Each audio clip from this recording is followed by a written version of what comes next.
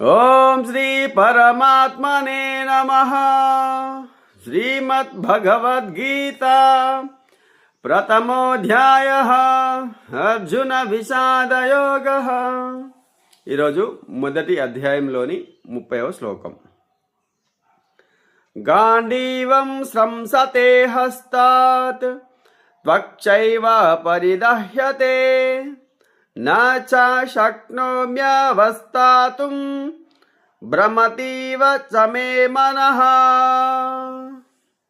ఈ శ్లోకంకు మనం అర్థం చూసుకున్నట్లయితే ఇవి అర్జుని మనస్సులోని మాటలుగా ఇప్పుడు మనం తెలుసుకోవచ్చు.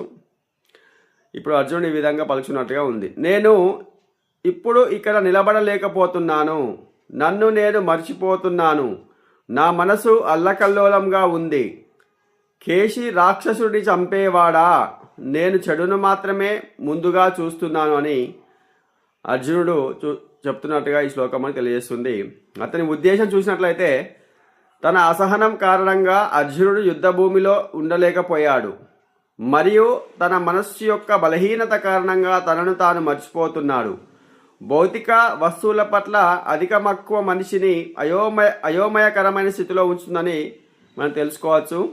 భయం ద్వితీయాభినేష. భౌతిక పరిస్థితుల వల్ల ఎక్కువగా ప్రభావితమైన వ్యక్తులలో ఇటువంటి భయం మరియు మానసిక సమతుల్యతను కోల్పోవడం జరుగుతుందని మనం తెలుసుకోవడం జరుగుతుంది. ఓం